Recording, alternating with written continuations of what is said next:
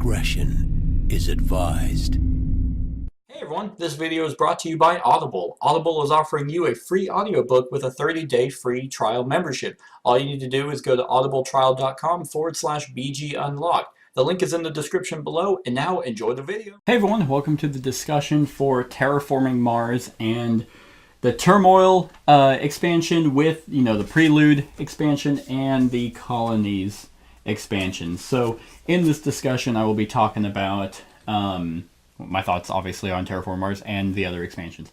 I will not be talking about Venus. I've actually never played with the Venus expansion, just because it just sounds like it would just add a little bit too much to an already kind of complex game.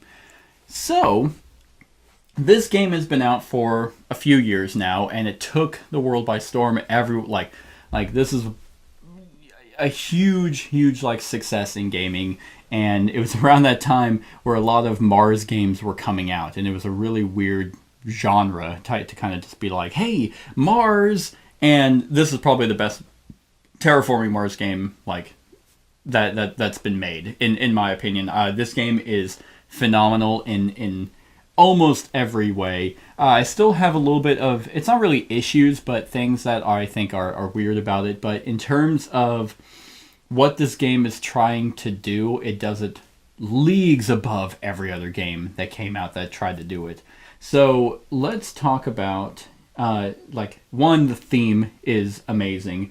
The fact that they actually try to make it as scientific as possible and not do the science fiction aspect of trying to terraform it. They really try to ground it in realistic science, which I think is phenomenal. I love the fact that every single card you get is just loaded with really good realistic art, and then also some flavor text that make it a little bit more thematic in that sense. I love how the rulebook explains to you, like the terraforming announcement, or a terraform Mars, so kind of explains to you kind of what we would have to do to terraform Mars. And it even tells you at the back of the author. So Jacob Frixelius got his doctoral in chemistry in 2006. So that's pretty neat. And so that alone, with trying to manage the three different things of getting ocean tiles out, getting your oxygen up to 14%, and then your temperature up to 8 degrees Celsius, are like the three major things to be able to terraform and make Mars habitable. So I think that's fantastic. With terraforming Mars, there are a couple issues, I guess, with the game, and it's not really the game itself. It's just that this game is always going to be long. Now, that might deter some people away from it. I personally think that Terraforming Mars always gives you options and things to think about to try and compete with other players, because you're trying to get the most points out of it, and whoever has the most points wins. And so there's always options, and you always have something to do whenever you are playing. It is almost kind of a solo-esque game. You are drawing cards. Everyone's drawing cards from the same deck, so you could have issues with, that card would have been perfect. I didn't have the same opportunities that you did. But in my mind, when playing a game like Terraforming Mars, you do the best with the hand you're dealt. So it's like, okay, what did I get? Like, I got my 4 cards. It's like, okay, this one is going to let me do this. That one's not really that good. And you also have to manage your money. So you're like, okay, so how much is this card going to be worth? Yeah, you can get, they got a card that would have been better for me. But it goes both ways. And I think that's not really that big of an issue for me. But I know basically sharing a deck could be a problem for others. But going back to that, this game is always going to be long. You have the three aspects that in a competitive game have to be met. Like, the game will end once those 3 criterias meet. So if someone's going high energy, if someone's going for oceans and getting the event cards that place oceans, you're going to be doing that and slowly, having the game come to a close. Which, I mean, I don't find that a problem. I mean, clearly it's called Terraforming Mars, so you're trying to terraform Mars. to the best of your ability, but I think that could deter some people away, because the game that I just played took 2.5 hours, and some people might only like hour-long games, and if that's the case, I'm sorry, this is not going to be really for you. So that's one thing that could be a negative for some. The other one is that this game is, I wouldn't, okay, so the base game, I wouldn't really say is that complex, because really all you're doing is you are, you have a hand at the beginning of the game. You have a hand of 10 cards. If you're a beginner, you begin with a beginner corporation, which lets you keep your 10. So 1, 2, 3, 4, 5, 6, 7, 8, 9, 10. And you just look at the 10 and you think about, okay, well, what can I do? What can I not do? And some of them you're going to have that are like, hey, the temperature has to be, negative 10 degrees or higher. So for a fact from looking at it, okay, I cannot do this one yet. So you look at things that you can do at the beginning, and, yeah, it might have been nice for there to be kind of a different tier system of, like, everyone gets cards that they can play early on, and it slowly grows from there. But I think that the decks are balanced. The deck is balanced enough that everyone will have those opportunities. Like, you'll have ways to look at it, and there's not a whole lot of the requirement cards. Like this one right here, the magnetic field, that just gives you stuff. And like plantation, you just have to have 2 science tags. Or space station is free. Titan shuttles is free. Out of the 10 that I got, 1, 2, 3, 4. 4 of them can be played without any hesitation, and you might get a good combination of things. And that's just kind of the thing. But what makes the game even better is that you're not as hosed whenever it comes to your corporation. I would very much argue the beginner corporation is good because for a beginner game. Like if you're just learning Terraforming Mars, then it's like, okay, you don't have to worry about paying for cards and trying to think about, okay, which ones do I need to keep? Which ones should I get rid of? You just have your 10. Everyone has their 10, and that's good. So some of the other aspects of Terraforming Mars that I really like, I love. It's not really an area... it's not really an area control game with placing the tiles on the board, but it is... You want to be able to place them quicker than others because you will be able to spread your greenery tiles around and then maximize points off that while getting the placement bonus off of that. And each time you place, you're going to be gaining, victory points. So I really like that. I like how in the milestones and awards, those are things that everyone can go for. So in the beginner game, the milestones, you just pay the 8 to go and claim it. And then that's going to get you 5 points off of that. And then the awards, if you meet the criteria, then you pay the 8 to take that one. And then the second person who wants to do it pays 14, and the third person pays 20. And whoever wins, because the milestones you just get, but the awards you're vying for. You're trying to beat others out in terms of what the awards are going to be going for. And then by the end of the game, whoever actually succeeded and got the most will get 5 points. Second place gets 2. So I really like that. Those give you some objectives to strive for to get points at the end of the game. I really like how you have to... it's a resource management game. Like you're playing and you have your money there trying to resource, and on top of the 2, the iron and the titanium, those 2 things are they help make other cards cheaper. And so if you can mine for those or increase those, that you don't have to worry so much on your credits.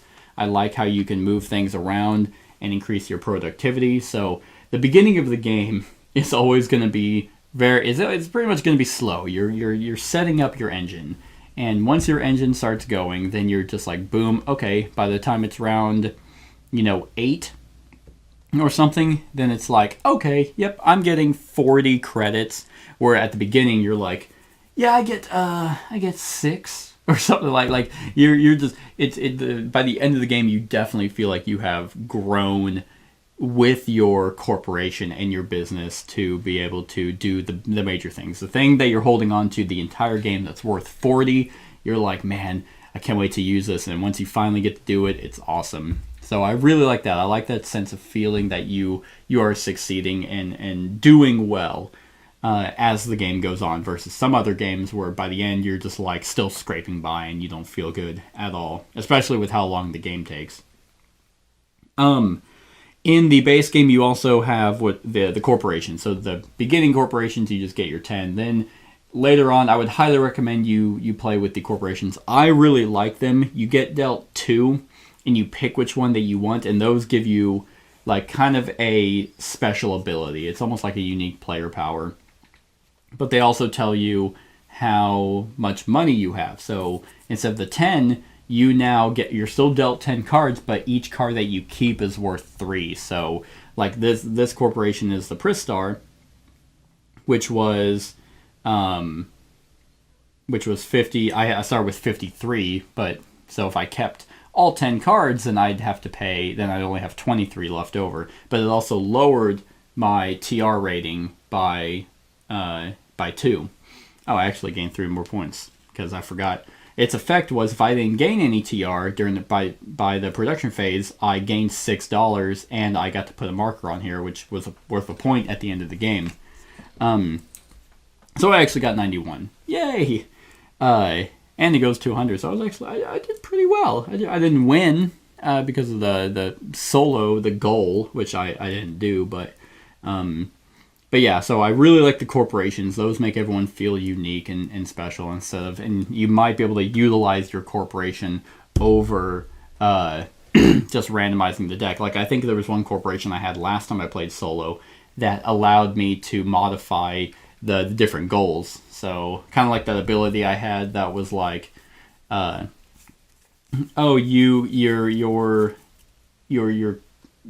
global parameters you can decrease or increase by 2. I think that's a corporation's ability, and that's really good to have. But I don't remember how much money you start with, but you probably don't start with as much money. So everyone feels unique with the corporation cards. I really like them, and I mean the base game is really, really good. Like other than that, like the negatives that I'm mentioning aren't even negatives for me. Like every time I play, you're going to get a completely different set of engine building and uniqueness and cards that you're going to play that you are playing a heavy, engine builder Euro kind of game of Terraforming Mars. So I think it's phenomenal. So Terraforming Mars base game, I would give a 9 out of 10. I think it's so good. Now we can go on to the expansions. So the 3 expansions that I've played, which is we'll talk about the Prelude one, because this is a must. This is a must expansion for a number of reasons. Because 1, I think it's the cheapest one to get. And 2, the length of the game that I mentioned shortens, and it kind of kicks off your player board at the beginning of the game. So this is an expansion that I would never if someone was like, hey, I've never played Terraforming Mars before, I'd be like, okay, great, we're going to learn it, and we're going to play with the Prelude expansion, because there's no way I would ever not play with that.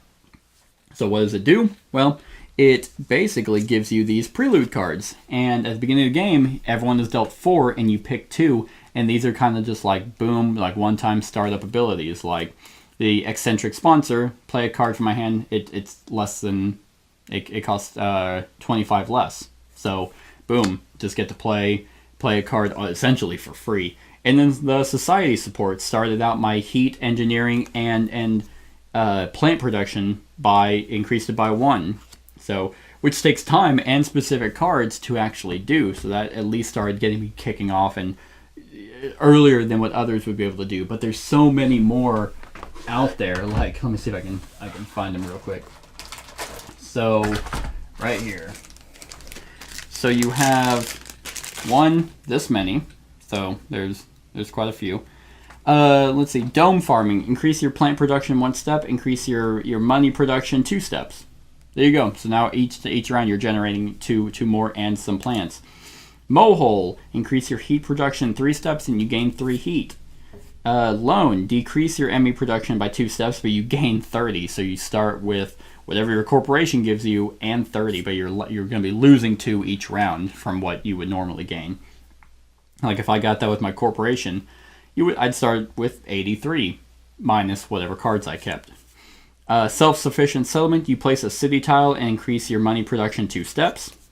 Like, these are all amazing to have. Like, experimental forest, you place a greenery tile and increase oxygen 1 step. Reveal cards from the deck until you have revealed 2 plant tag cards. Take these into your hand and discard the rest. Like, they're all thematic. These are all amazing. And it's just, this is a must expansion to have.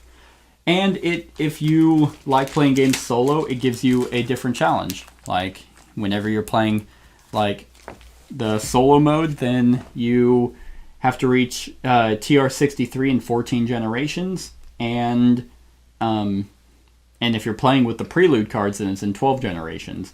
But it does give you an extra ability, which is you can pay 16 money to raise your TR by 1 step. So everything else is about the same. So this is a must expansion. Like, this expansion alone is like a 10 out of 10, just because, for what it is, clearly it's literally a deck of cards, but it just makes the game that much quicker, makes you feel even more unique than what your corporation is giving you, and I just think it's fantastic. So that's the Prelude expansion. Now, Colonies. Colonies, this was another expansion. I guess technically I'll also talk about the different boards. There was another expansion that I think it was, there's 2 sides, so you have 3 boards you can technically play off of. The Colonies expansion, I think, is actually pretty neat as well. Now, is it a must? I would say no. And other than Prelude, I would say that no other expansion is a must to have.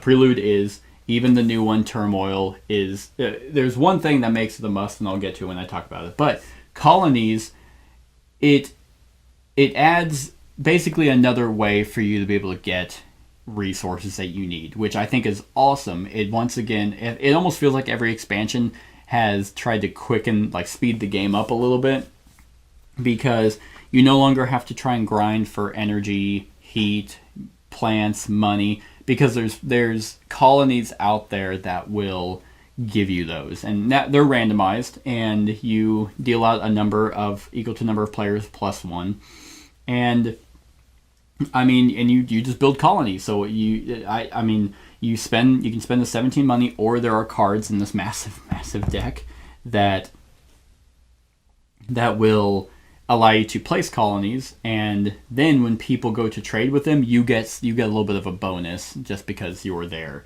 Like, for example, Triton is my colony is there. If someone goes there, they'll get what they trade for it, but I will also gain a titanium because I happen to be there. And I mean, the expansion is, I mean, the rule book is literally a page. Like, that. This is the rule book, so it doesn't add any more complexity, I don't think. It's like, you just look over there and it's like, oh, okay, so, like, how do I get that stuff? Well, says it on the build colony board. You can either spend 9 money, 3 energy, or 3 titanium to send your colony ship to a place, and whatever that white cube is on, that's how much you get, and that's that. And then so you're trading with them. So right now, if I went to IO, I'd gain 10 heat. And so it's really cool because all of the things that you're kind of trying to upgrade for, like your plants, you use those to place your trees to be able to increase your oxygen. Your heat you're using to increase the temperature, and then there's other, like, it's mainly cards that let you get ocean tiles out. But like, if the other 2 things, you need to generate all that stuff, and if there's the colonies out there that basically help you do that, I actually really liked it. I enjoyed it quite a bit because I had a card that let me utilize them a little bit more, and there were some in there that I turned up that you can actually get more fleets. So, I mean, you can only ever trade with one. You can only ever have one colony on a planet or moon, I guess, or wherever those are at. But you can have multiple ships, so you can send multiple ships out to do more trading. And you're most likely to be using them a lot more later on in the game, but they over time. They just get more and more luxurious. You want to go and check them out. And I think the Colony expansion, if you're going to get anything that's not Prelude, I'll answer that at the end. So that's the Colony expansion. Like, it's very simple, speeds up the game probably a little bit more because, well, maybe not, because you have to be able to trade, and it takes a while to get titanium unless you have a specific way, like you're already generating it. It takes a little bit to get energy, and then 9 money is a lot, especially at the beginning. So yeah, the colonies, you're probably, and 17 money to even build one is like that's kind of late game stuff, mid to late game stuff. So then you're doing it.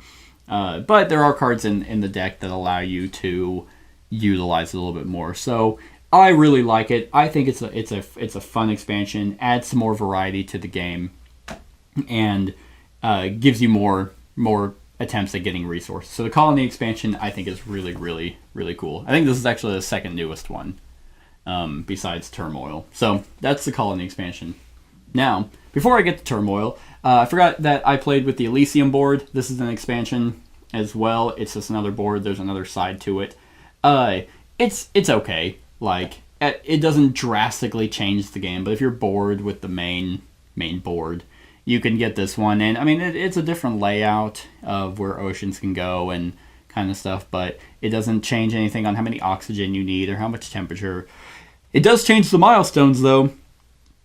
So I will actually say that it does change what the milestones are and what the awards are. So that's kind of the biggest difference between this and the main board, is what you're going for. So legend, for example, if I got it's whoever has the most like down arrows one, which of course would have been me in my solo game. 1, 2, 3, 4, 5, 6. Yeah.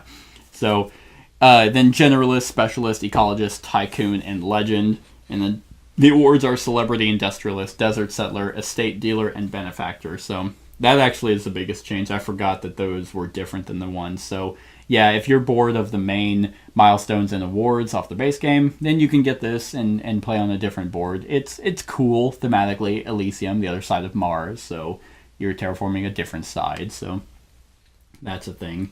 Now, on to Turmoil. This is the newest expansion to Terraforming Mars, and is probably the most complex. And I'm not 100% sure what I think of Turmoil. It is almost a mini game in and of itself, because not only do you have to try and manage your own resources over here and your cards, and like trying to end the game, you have to manage your people over on the Turmoil board. Now the expansion comes with basically two sides. You have your global events, and then you have your little, what do they call them? Delegates. They are trying to essentially delegate 6 different companies, or whatever they're called, trying to vie for chairman, because each of them have an action that you can do, or an ability if they're the ruling party, or a kind of a different way to gain money for the most part. Like the Mars First, you get the money for each tent that you have, scientists for each scientist icon, Unity for each Venus, Jupiter or Earth tag you have.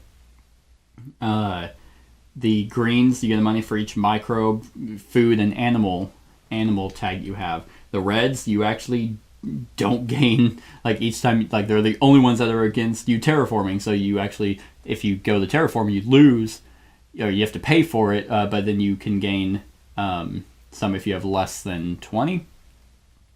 So the reds, and then the Kelvinists are, you gain a point for each heat, heat production that you have. So they all are unique, and they all have their own different policies, which are also unique. And I think it's not that I don't like Turmoil. I just think it added more complexity that was needed in Terraforming Mars. So I think it's one of those expansions that if you if this is one of the only games that you play, and I've seen a lot of people, like one guy I saw on Facebook I thought was pretty cool. His whole room, this is his like favorite game. So he like decorated his whole room in like a Mars theme, and I thought that was really neat. So he probably plays it a lot. And if that's the case, Turmoil is probably going to be right up his alley. It's not that it's bad. I just think it's also... The rules don't seem as, cohesive. So it uses a lot of, like, the terminology, like, without really kind of explaining what it is. And so you're sitting there like, okay, so how does the structure work? Like, you're like... And it even has it here. It's like, okay, so the dominant party becomes ruling. Okay, so dominant party... So then you have to look at here and be like, okay, what is the dominant party?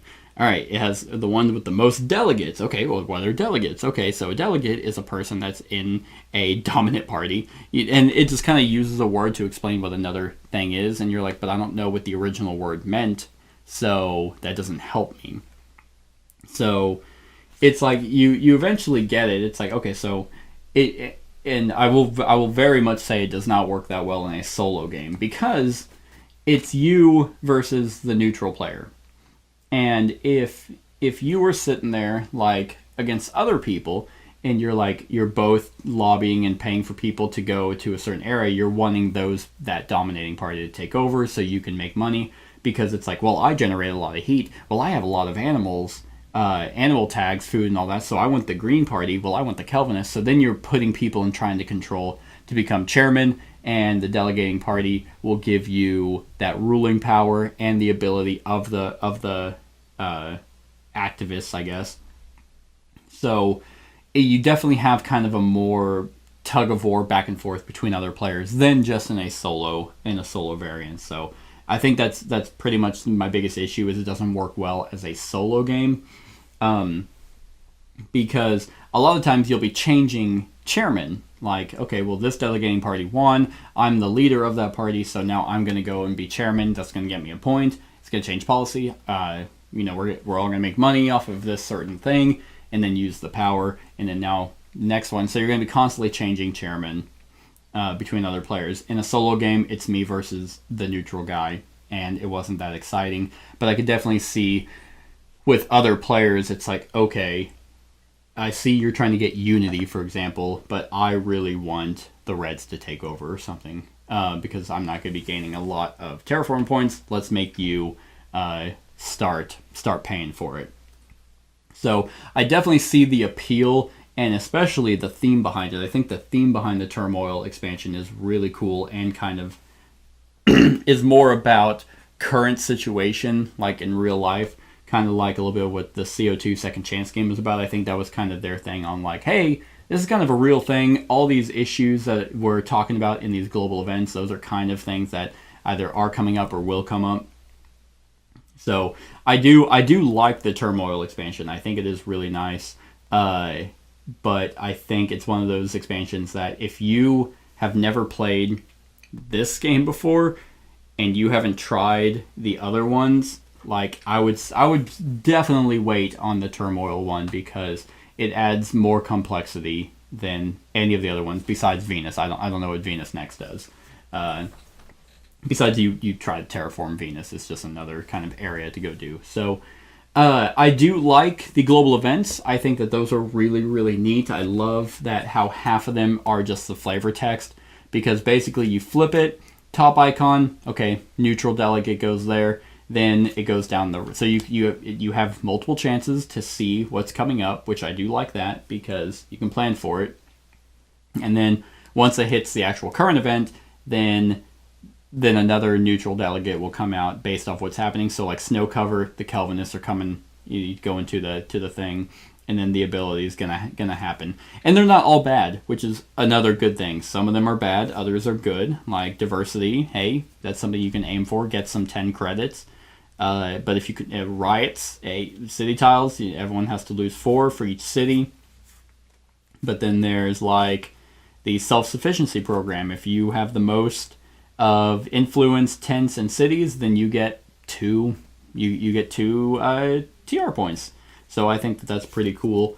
So I do very much like these. I think Turmoil is also one of those things that, like I mentioned, you have to play with more people, an actual person versus the the neutral guys, even though they're going to be there.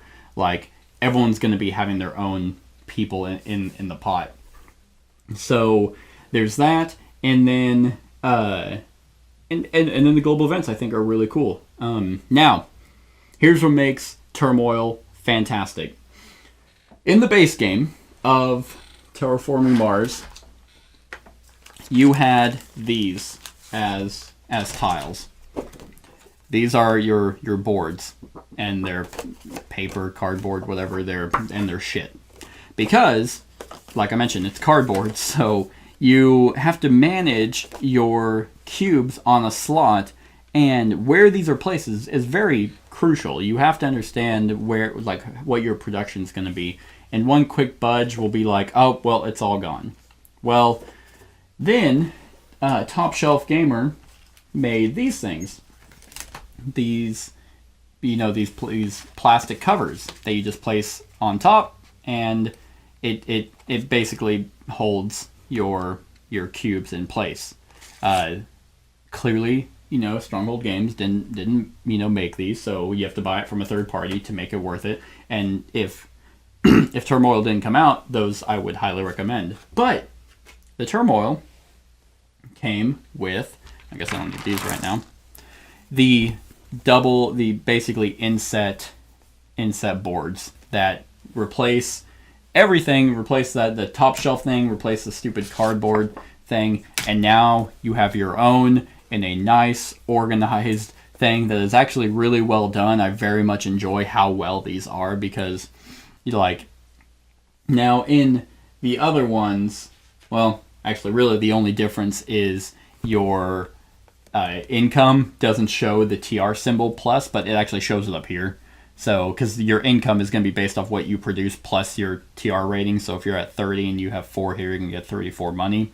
But I don't know what they were thinking when the original game came out. But this, if anything, get Turmoil just to get these. Like, I'm really not kidding.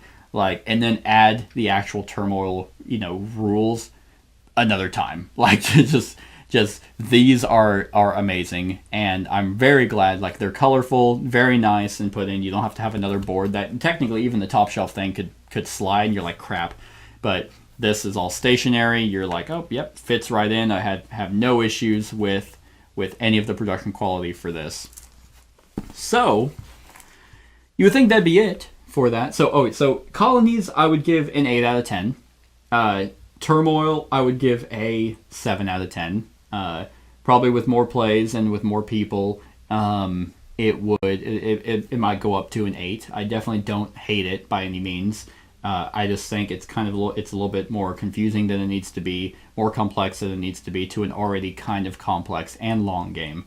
I will say it doesn't add or decrease like the length, like, because luckily you don't have to spend actions like one of your 2 actions to be able to move one person. You can do that as many times as you want and just move people to a spot and try and fight for an area. But what I don't like about it is you can move people for 5 credits from your delegate reserve over to the lobby, but you can move lobby to a space of your choice, but you can't move them from like a group to another group, which I guess kind of makes sense. Like, thematically they join the greens and it's like, hey, yeah, I'm all for them, and then like one turn they're just like, nope, I'm actually for the reds. It's just like, wait a minute, like, what? So I guess that kind of makes sense, and it would just make trying to control who is the leading party just more obnoxious. I would say actually controlling everything is very simple, like in terms of like upkeep of both expansions, Colony and the Turmoil. It's very simple, but I do very much like the global events. I think those are really cool, and will drastically change the game. So that is a plus. So the very last thing that I would need to talk about with Terraforming Mars is how is it as a solo game. And like I mentioned at the beginning of my run through, this is actually my preferred way to play Terraforming Mars, which is not like in a lot of other games that have solo variants that I still think are really, really good, but I would still rather play with other people. Here, I think this is one of those games that you just have so much freedom And even in other games, like yeah, there's the red cards that can cause someone to be, hey, okay, I'm gonna have to remove 6 plants from you. This is one of those games that it has, take that in it when it didn't need to. Like, out of all these cards, most of them are clearly for your engine, and that's it. But then they just threw like asshole cards in just for the sake of having them. And in a solo game, you obviously don't have to deal with any of that, and I very much enjoy that. You're not limited by your 2 actions per round, because in a round with multiple people, you have that, like, I can do 1 or 2, and then it goes to you, then the other person, then back to me. I can do 1 or 2, and you go until everyone passes. In this case, you just go until, okay, well, I have 60 credits, so I'll just pay. As much as cards as I want, do as many actions as I want on my turn, and then it's like, okay, now I'm done. All right, boom. Like, all right, I'm gonna pass, do my production, do everything else with the expansions, and then just be like, all right, that's that, and then you just do it all over again. I love the freedom. I love the fact that I'm not getting dicked over for just someone got lucky on a deck draw. Everything is mine. Like, I don't have to worry about sharing cards, so what I get is what I get. I can analyze and try and do better with what I got, versus like, wow, okay, I'm glad you got that card and I didn't, So I think that the Colonies expansion doesn't get hurt by the solo mode. Prelude definitely doesn't. The Turmoil one, I think, does a little bit, so that's the only one I would want to play with other people. Phoenix next, like I said, I have no idea. So the solo mode, I'm giving a 9 out of 10 as well. So I mean, if I were to rate, like, if I was playing this entire game with everything, I think it would still stay as a 9, like, because Turmoil kind of holds it back just a little bit. But the solo mode, Prelude is fantastic. Colonies is a lot of fun. I enjoyed it quite a bit. And the other side of the board was nice too. But you are missing the milestones and awards in a solo variant. Like, that is kind of an aspect that I do miss. Is with the awards, you're trying to compete with other players. Or it's like, no, I'm gonna have the most owned greenery tiles, and get points for that. And then milestones, it's kind of first come first serve. I do enjoy that. But for the most part, the solo variant is really good, and you play the game just like a normal game, really. Like, there's no, oh, here's another solo book, like here's another complete, because you're not controlling an AI. You're not sitting there like, okay, well, it's going to take these 4 cards, and it just gets them, and it gets all those points, and all. You're not managing any of that. You are really just playing, and it's one of those games where, okay, I got 91 points. Okay, next time I play the solo, I need to beat 91. And that's just really what you're going for. So I really enjoy the solo variant. 9 out of 10. So that is everything, everyone. Those are my thoughts on Terraforming Mars, the Prelude expansion, Colonies expansion, solo variant, other board, and the new Turmoil expansion. Let me know what you think of the game in the comments below. Other than that, like, comment, share, and subscribe, and have a wonderful whatever time of day it is for you. Hey everyone, thanks so much for watching this, and if you like this video, then click the subscribe button below to enjoy any video that I put out. And right next to that subscribe button is a little bell. Click that so you get notified of whenever I actually upload these videos. If you want to support the channel, you can definitely visit my Patreon page. The link is in the description below. Other than that, like, comment, share, and subscribe, and have a wonderful whatever time of day it is for you.